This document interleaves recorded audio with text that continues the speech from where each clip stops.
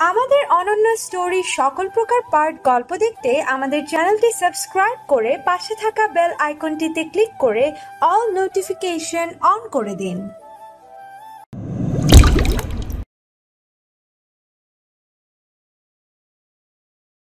আফিফ নুহাকে নিয়ে প্রায় 2 সপ্তাহ ধরে সাজেকে বেরিয়ে আসে। এরপর নুহা কিছুটা নর্মাল হয়েছিল, কিন্তু আর আগের মতো নয়। নুহা আর আফিফ মিলে বেশ কিছুবার বেবি নেওয়ার ট্রাই করে, কিন্তু নুহা কনসিভ করতে পারছিল না। তারা ডাক্তারের শরণাপন্ন হলে তারা জানায় হয়তো নুহার বেশ টাইম লাগবে কনসিভ করতে। মিসক্যারেজ হওয়ার ফলেই তার সমস্যা হচ্ছে। নুহা কনসিভ করতে না পারার কথাটি শুনে নাহিদা যেন বেশ খুশি হয়েছিল। সে মনে মনে ধরে নিয়েছিল বাচ্চা কাচ্চা না হলে তো আফিফ নুহাকে এমনিতেই ছুঁড়ে ফেলে দিবে। তারপর সে আফিফের কাছ থেকে ছলে কৌশলে সব কিছু নিজের আর রাফির নামে লিখিয়ে নিবে। দেখতে দেখতে আফিফ আর নুহার বিয়ের প্রায় 2.5 বছর কেটে যায়। রাফি এখন এখানে থাকে না, সে বিদেশে পাড়ি জমিয়েছে। অনিমাকেও ছেড়ে দিয়েছে সে। নুহা ছাড়া আর কারোর সাথেই যোগাযোগ রাখেনি আর সে। আফিফ আর রাফির মধ্যে দূরত্বটা আর কমেনি। আফিফ এখন প্রায়ই অফিসের কাজে ব্যস্ত থাকে। নুহা পড়াশোনায় মন দিয়েছে, কিন্তু কে জানতো তাদের জীবনে নতুন ঝড় আসতে চলেছে। নুহা একদিন ভার্সিটির গেট দিয়ে ঢোকার সময় আচমকায় কারোর সাথে ধাক্কা খায়। পড়ে যেতে নিয়েও নিজেকে সামলিয়ে বিরক্তি নিয়ে বলে, চোখ নেই নাকি? সরি। কণ্ঠটা পরিচিত লাগতেই নুহা মাথা তুলে তাকায়। সেই মানুষটার কেউ না, সোহানই ছিল। এতদিন পর সোহানকে দেখে বেশ অবাক হয় নুহা। আরে আপনি আজ এত বছর পর হঠাৎ ক্যাম্পাসে? আমি আমাদেরই ভার্সিটিতে লেকচার হিসেবে জয়েন করছি আজ থেকেই। তা নুহা, কেমন আছো তুমি? জি আলহামদুলিল্লাহ, আপনি ভালো আছেন? হ্যাঁ, ভালোই আছি। তার সংসার কেমন চলছে আফিফের সাথে? আল্লাহর রহমতে সবই ভালো চলছে। আপনি বিয়ে করেননি? না, এখনো কাউকে পাইনি। তুমি খুঁজে দিবে আর কি, তোমার মতো কাউকে। সে না হয় দেখব। অনিমা কলেজ গেট দিয়ে ভেতরে ঢুকছিল। নুহাকে দাঁড়িয়ে থাকতে দেখে এগিয়ে যায় সেখানে। নুহা অনিমাকে সোহানের সাথে পরিচয় করিয়ে দেয়। সেদিন ক্লাস শেষে বের হয়ে নুহা দেখে ঘর থেকে গাড়ি আসেনি তাকে নিতে। সে আফিফকে কল দেয়, কিন্তু সে মিটিংয়ে ব্যস্ত ছিল, তাই সে রিক্সার জন্য দাঁড়িয়েছিল। নুহাকে দাঁড়িয়ে থাকতে দেখে সোহান তার দিকে, দাঁড়িয়ে আসো যে, বাসায় যাওনি? আসলে ঘর থেকে গাড়ি আসেনি, তাই রিক্সার জন্য দাঁড়ালাম। যদি প্রবলেম না হয় তাহলে আমি ড্রপ করে দেই। আরে না, আমি রিক্সা নিয়ে যাব, আপনার কষ্ট করতে হবে না। কাম অন, কষ্টের কি আছে? তাও তুমি আমার এককালের বেস্ট ফ্রেন্ডের বউ হও। কি? আফিফ আপনার বেস্ট ফ্রেন্ড ছিল? হ্যাঁ, একদম। তাহলে শত্রু হলেন কিভাবে? চলো ড্রপ করে দিতে বলি। ওকে। নুহা সোহানের সাথে গিয়ে কারে বসে। সোহান নুহাকে ড্রপ করার জন্য গাড়ি স্টার্ট দেয়। সোহান ড্রাইভ করছে আর পুরনো দিনের গল্প শোনাচ্ছে নুহাকে। আফিফ আর আমার ফ্রেন্ডশিপ নার্সারি থেকে ভার্সিটির ফার্স্ট ইয়ার পর্যন্ত ছিল। একে অপরের বেস্ট ফ্রেন্ড ছিলাম, কিন্তু একটা মেয়ের জন্য যত প্রবলেম হলো আমাদের মাঝে। আমার সাথে রিলেশনে জড়িয়েছিল মেয়েটা, কিন্তু আফিফ শুরু থেকে মেয়েটাকে অত পছন্দ করতো না। মেয়েটা ছিল চালু টাইপের। সে আমার সাথে রিলেশন থাকাকালীন ও আফিফের সাথে লাইন মারতে চাইতো। একবার এইসব নিয়ে আফিফ আমাকে বললে আমি উল্টো আফিফের সাথেই বাজে বিহেভ করি। অন্ধ হয়ে গিয়েছিলাম। নিজের বেস্ট ফ্রেন্ডকেও সেদিন বিশ্বাস করিনি। সেদিনের পর থেকেই আফিফের সাথে শত্রুতা শুরু হয়। আমরা দুইজনের বিরুদ্ধে থাকতাম, আর মেয়েটা আমাকে উস্কে দিত। পরে যখন নিজেই রিয়েলাইজ করলাম মেয়েটা আসলে বাজে, সেদিন খুব গিল্টি ফিল করেছিলাম। আফিফের কাছে মাপ চাওয়ার ট্রাই করেছি বেশ কয়েকবার, কিন্তু সাহস পাইনি। আর আমি জানি আফিফ আমাকে কখনোই মাপ করবে না। একবার ট্রাই তো করে দেখতেন। না, কোন মুখে ওর কাছে মাপ চাইবো আমি? সেসব থাক, আমরা পৌঁছে গেছি। নুহা সোহানের কথা মনোযোগ দিয়ে শুনছিল, তাই সে খেয়ালই করেনি যে সে চলে এসেছে। নুহা গাড়ি থেকে নেমে সোহানকে বাই বলে ঘরের দিকে হাঁটা দিল। নাহিদা বাগানে দোলনায় বসে চা খাচ্ছিলেন। নুহার সাথে সোহানকে দেখে ভ্রু কুচকান। নুহা ঘরে ঢোকার সময় তাকে দেখে সালাম দেয়। আসসালামু আলাইকুম ছোট মা। ওয়ালাইকুম সালাম। কার সাথে এসেছো? ছোট মা, আজকে ঘর থেকে গাড়ি যায়নি, আর আফিফও অফিসে বিজি ছিল, তাই ওনার পুরনো একজন ফ্রেন্ড আমাকে ড্রপ করে দিয়েছে। ও আচ্ছা, ঠিক আছে, তুমি যাও। নুহা উপরে চলে গেল, আর নাহিদা বসে বসে অন্য কিছু ভাবতে ব্যস্ত। সন্ধ্যায় আফিফ অফিস থেকে ফিরল। ব্যাগটা খাটে রেখে ওয়াশরুমে গেল সে। বের হয়েও নুহাকে আশেপাশে পেল না। এই সময়ে হয় নুহা বাগানে থাকে, না হয় বেলকনিতে। আফিফ গেট দিয়ে আসার সময় বাগানে তাকে দেখেনি, তাহলে সে বেলকনিতে আছে।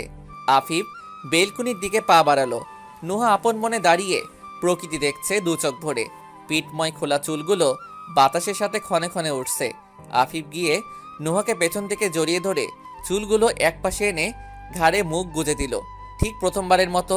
নুহা আফিফের স্পর্শ টের পেয়ে বলল, কখন এলে? আফিফ সেই অবস্থাতে উত্তর দিল, 20 মিনিট আগে। ডাকলে না কেন আমাকে? ডাকলে কি এখনের এই মোমেন্টটা পেতাম বলো? ইস, যত দিন যাচ্ছে তোমার প্রেম ভালোবাসা দিন দিন বাড়ছে। বাড়ছে তো, তাতে কি তোমার কোনো প্রবলেম আছে? আমার বউয়ের প্রতি ভালোবাসা দেখে কি আপনার হিংসে হয়? আফিফের কথায় নুহা হেসে দিল। আফিফ তার বাঁধন আলগা করতেই নুহা তার দিকে ঘুরে দাঁড়ালো। আফিফ নুহার কপালে একটা পরশ দিতেই সে চোখ বুজে তা নিল। আফিফ নুহাকে বলল, আজ একটু মন ভরে আদর করে নিতে দিন। ম্যাডাম কাল সকালে 4 দিনের জন্য সিলেট যেতে হবে একটা সেমিনারে। দিন? এতদিন দূরে থাকবে কিভাবে?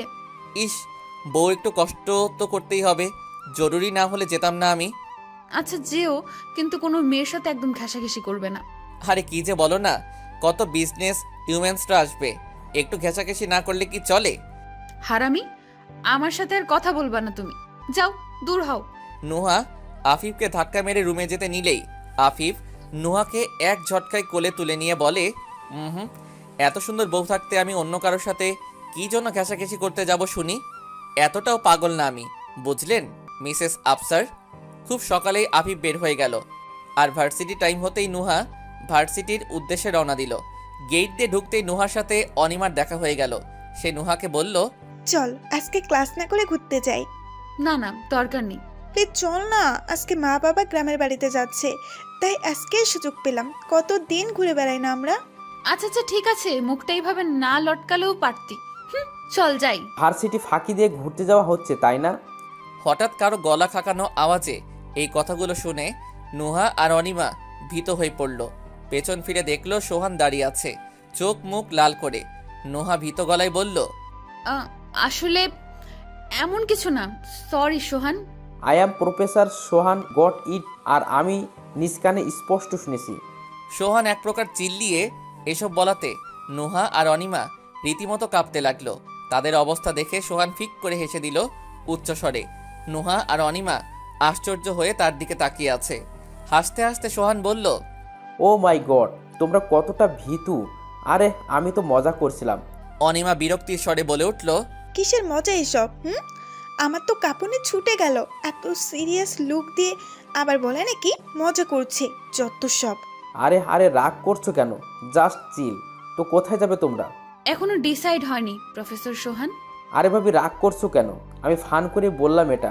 আচ্ছা তোমরা যদি মাইন্ড না করো তবে আমি বেস্ট একটা প্লেস সাজেস্ট করতে পারি, কিন্তু আমাকেও সাথে নিতে হবে। প্রফেসর মানুষ স্টুডেন্টের সাথে ঘুরবেন? ভাইরে তোমাদেরকে এক কথা বললাম আর তোমরা তো পিছেই লেগে গেলে। এবার নুহা আর অনিমা সোহানের মুখ দেখে হাসিতে ফেটে পড়ল। এবার সোহান মুখ বানিয়ে দাঁড়িয়ে আছে। হঠাৎই অনিমার ফোনে একটা কল আসলো। সে ফোনটা হাতে নিয়ে দেখে তার বাবার কল। হ্যালো বাবা। ওপাশ থেকে অচেনা একজন বলল, হ্যালো, আপনি কি এই ফোন এর মালিকের মেয়ে? হঠাৎই অনিমার বুকটা ধক করে উঠল। হ্যাঁ, এই ফোনটা আমার বাবার, আপনার কাছে কেন? অপর পাশ থেকে কি বলা হয়েছে নুহা আর সোহান তা জানে না। হঠাৎই অনিমার হাত থেকে ফোনটা পড়ে চূর্ণ বিচূর্ণ হয়ে গেল। সে রীতিমতো ফুপাতে লাগলো। নুহা আর সোহান অনিমার এমন অবস্থা দেখে বলল, অনু কি হয়েছে, এমন করছিস কেন? অনিমার গলায় কথা আটকে আসছে। সে চোখের পানি ছেড়ে দিয়ে বলল, নোহা, আর বাবা অ্যাক্সিডেন্ট করেছে, আমাকে নিয়ে চল না হসপিটালে। অনিমা একদম কান্নায় ভেঙে পড়ল। নুহা অনিমাকে সামলে নিল। সোহান নুহা আর অনিমাকে নিয়ে সেই হসপিটালে গেল। অনেক খোঁজাখুঁজির পর অনিমার মা বাবাকে খুঁজে পেল তারা, কিন্তু যা শুনল তার জন্য মোটেও প্রস্তুত ছিল না কেউই। হসপিটালে আসার আগেই তারা মারা গিয়েছে। অনিমা পুরো হসপিটাল মাতিয়ে কাঁদছে। নুহা অনিমাকে সামলে নিচ্ছে, আর সোহান সব ফর্মালিটি কমপ্লিট করতে ব্যস্ত। প্রায় দুপুর গড়িয়ে পড়ছে। ড্রয়িং রুমে অনিমার মা বাবার লাশ রাখা। অনিমা একটু দূরেই জানালার ধারে বসে আছে, এলোমেলো হয়ে আর কাঁদছে। নুহা তার পাশে বসে তাকে সামলাচ্ছে। সারা ঘরময় আত্মীয় স্বজনের কান্নায় মুখরিত। সোহান দরজায় দাঁড়িয়ে অনিমার দিকে তাকিয়ে আছে। এই তো সকালেই মেয়েটা কত হাসি খুশি ছিল, হুট করে কি থেকে কি হয়ে গেল। মেয়েটা কাঁদতে কাঁদতে শেষ হয়ে যাচ্ছে। হঠাৎই মানুষজনের ভিড়ে একটি মহিলা চিল্লিয়ে উঠল অনিমার উদ্দেশ্যে, এই অলক্ষণী মেয়েটার জন্যই আজ আমার ভাই আর তার বউ মরেছে। এই মেয়েটা জন্মের সময় মাকে খেয়েছে, এখন বাপ আর দ্বিতীয় মাকে খেয়ে ফেললো। বলি এখন শান্তিতে আসিস তো তুই? মহিলাটি অনিমাকে দুবাহু ধরে ঝাঁকাতে ঝাঁকাতে এসব বলছে আর আরও আজে বাজে বকছে। অনিমা যেন জিন্দা লাশ হয়ে আছে। সোহানের হঠাৎই মেজাজ উঠে গেল। সে গিয়ে ওই মহিলার হাত থেকে অনিমাকে ছুটিয়ে নিয়ে বলল, জন্ম মৃত্যু সব আল্লাহর হাতে।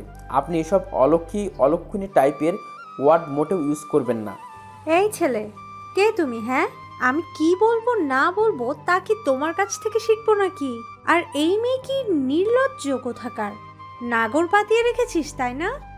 আন্টি, একদম আজে বাজে কথা বলবেন না। আপনি এসব কি কথা নিজের ভাইয়ের মেয়ের প্রতি কেউ এমন বলে? আমার যা ইচ্ছা আমি তা বলবো। এই মেয়েটা একটা অলক্ষী। আর তুমি কে গো বাপু? তোমায় তো আমাদের আত্মীয় মনে হয় না। আমি ওদের ভার্সিটির প্রফেসর। ছি ছি ছি, পড়ালেখা করতে গিয়ে দেখি নাগর জুটিয়েছে। এসব ফষ্টি নষ্টি করতে যাস ভার্সিটিতে তাই না? এবার সোহান বেশ চেঁচিয়ে বলল, আন্টি প্লিজ, সহ্যের সীমা ছাড়িয়ে যাবেন না। আর কে আসেন এই ফালতু মহিলাটিকে নিয়ে যান এখান থেকে। না, আমি চুপ থাকবো না। বাহিরের একটা ছেলে যেচে এসে আমার সাথে গলাটা খাকাবে, তা হয় না। এর বিহিত আমি করবই। এই সবাই দেখ, একটা নির্লজ্জ আর অলক্ষী মেয়ে। পুরো বাড়ির মানুষেরা সবাই কানাঘুষা করছে এই বিষয়ে। নুহা আফিফকে কল করে অনিমার বিষয়টা জানিয়ে আসার সময় বেশ চিল্লাপাল্লা শুনতে পেল। সে ঘরে ঢুকতেই দেখে সোহান বেশ চিল্লিয়ে চিল্লিয়ে বলছে, আন্টি অনেক হয়েছে। আপনি জানেন কিছু ওর আর আমার সম্বন্ধে? আমি অনিমার বাগদত্তা হই, তাই আমি আমার হবু বইয়ের জন্য স্ট্যান্ড নিতেই পারি। এতে আপনার কোনো সমস্যা থাকলে আমার কিছু করার নেই। আর হ্যাঁ, আমি আজকেই অনিমাকে তুলে নিয়ে যাব। নিজের স্ত্রীর মর্যাদা দিয়ে আপনাদের মতো পশুদের মাঝে আর রাখবো না ওকে। সোহান রাগের মাথায় নিজের হিতাহিত জ্ঞান হারিয়ে ফেলেছিল। সে কি বলেছিল সে নিজেও জানে না। সোহান এক হাত দিয়ে অনিমাকে জড়িয়ে ধরে আছে। নুহা বুঝতে পারল সোহান সব রাগের মাথায় বলেছে, কিন্তু ও যা বলেছে তার ধারণাও নেই ওর। অনিমা নির্জীব প্রাণীর মতো হয়ে আছে। কে কি বলছে এখানে সব তার মাথার উপর দিয়ে যাচ্ছে। অনিমার ফুপি ও বাকি সবাই সোহানের কথা শুনে চুপ হয়ে গেল। অনিমা সোহানের বুকে জ্ঞান হারিয়ে ফেলল। অনিমাকে সোহান কোলে নিয়ে বেডরুমের দিকে এগিয়ে যায়। তার পিছে পিছে নুহাও যায়। সোহান অনিমাকে শুইয়ে দেয়। মেয়েটার চোখ মুখ ফ্যাকাশে হয়ে আছে। বেশ সুন্দরী না হলেও মেয়েটা কিন্তু ঢের মায়াবী। শ্যামবর্ণের মেয়েরা মায়াবী হয়ই বটে। নুহার দরজা লাগানোর শব্দে সোহানের ধ্যান ভাঙল। সে সোফায় গিয়ে দুই হাত একত্র করে কপালে ঠেকিয়ে বসে পড়ল। নুহা কিছুক্ষণ অনিমার কাছে বসে তার মাথায় হাত বুলিয়ে দিল। এক হাতে ফোন নিয়ে সে রাফিকে কল করার ট্রাই করলো, কিন্তু ফোনটা রিসিভ হয়নি। নুহা ভালোভাবে জানে রাফি অনিমাকে খুব ভালোবাসে, আর অনিমাও রাফিকে। যদিও তাদের মধ্যে যোগাযোগ নেই, তবে রাফির জেদের কারণেই এমনটা হয়েছে, আর তার কোনো কারণই নেই। নুহা অনিমার কাছ থেকে উঠে সোহানের পাশে যে বসে। তার বাহুতে হাত রাখতেই সোহান মাথা তোলে, তারপর আবার নীরব হয়ে বসে থাকে। নুহাই শুরু করে, রাগের মাথায় বেশ বড় ভুল করে ফেলেছো সোহান।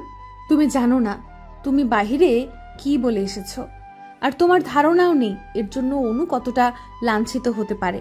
তুমি ওই মহিলার কথা কি শোনোনি নুহা? কেমন আজে বাজে বকছিল উনি।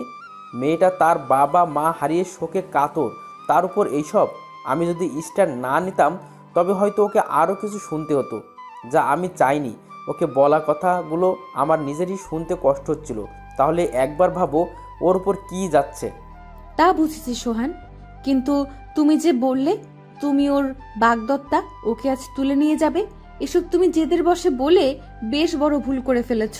তুমি যাদেরকে চুপ করিয়েছো এসব বলে, তারা এর কারণে আরো হাজারটা কারণ পেয়ে যাবে অনুকে কথা শোনানোর। আর যদি আমি ওদেরকে কথা বলার সুযোগই না দেই তো? মানে? যা বলেছি তা যদি সত্যি করে দেই। ভেবে বলছো তো এসব?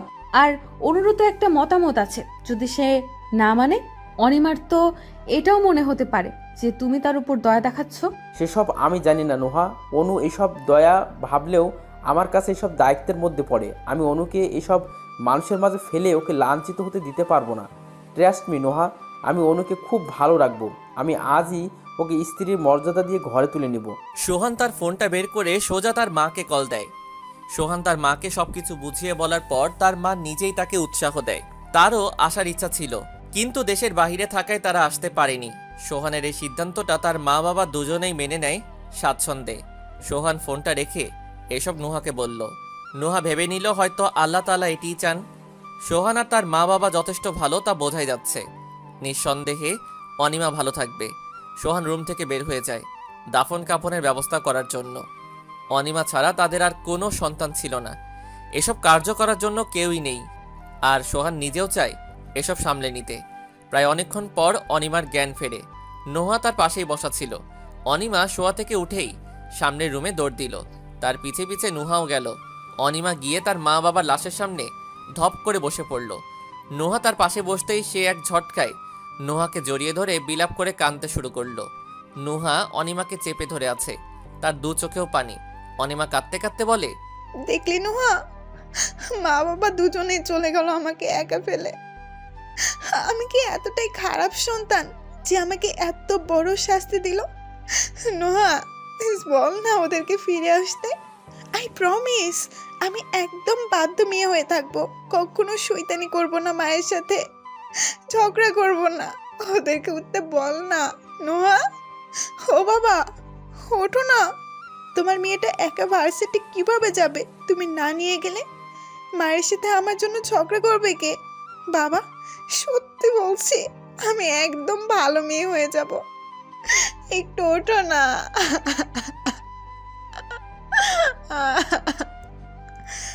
অনিমা এক নাগাড়ে কাঁদতে কাঁদতে এসব বলতে থাকে আর নুহা তাকে সান্ত্বনা দিতে থাকে। মাগরিবের আজান কানে ভেসে আসছে।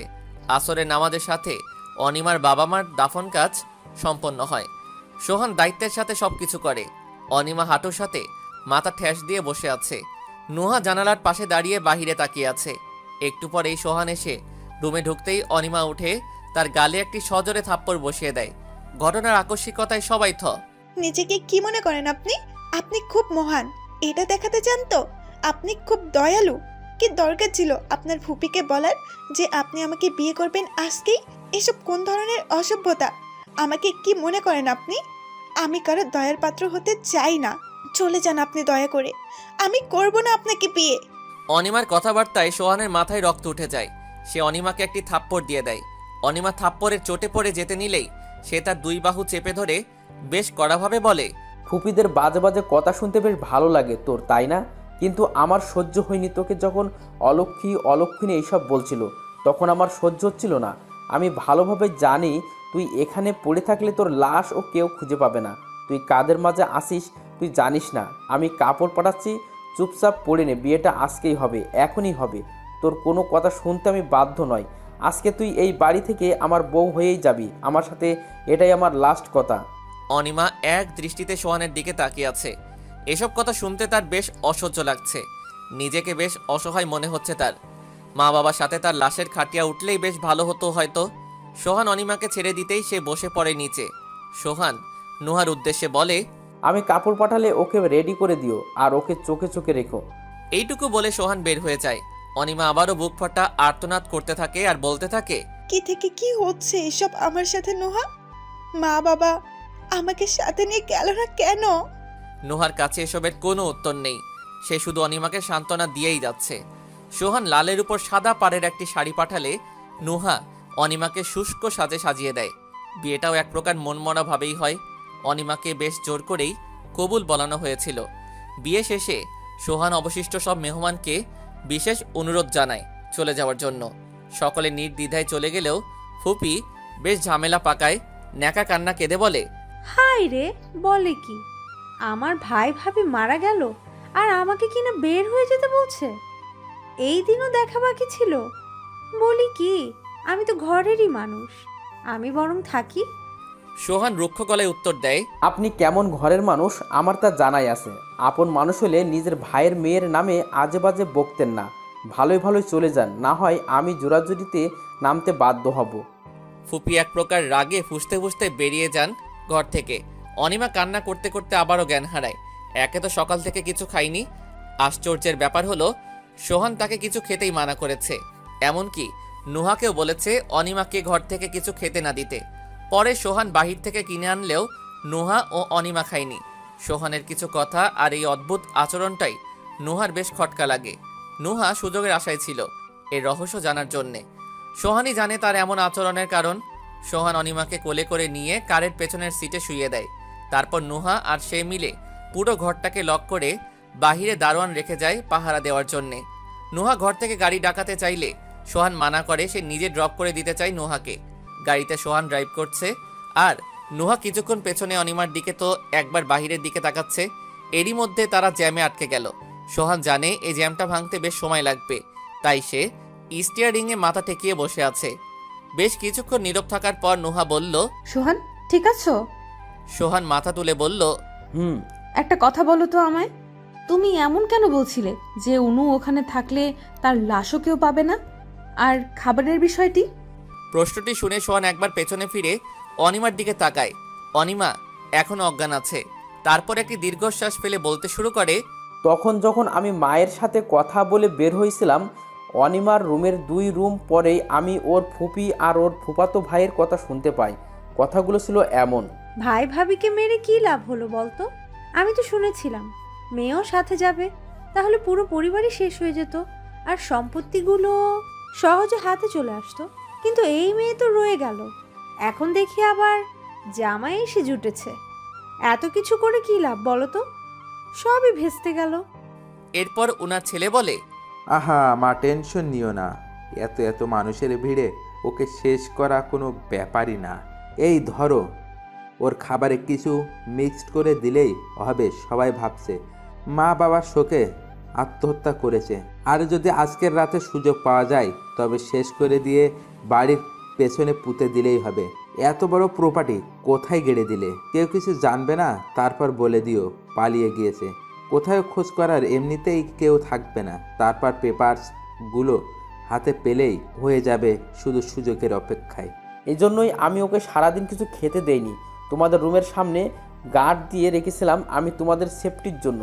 আর আমি জানতাম অনু আজকে ওখানে থাকলে ওর খুব বিপদ হবে, তাই তো তাড়াহুড়ো করে বিয়েটা করে ওকে নিয়ে যাচ্ছি সাথে করে।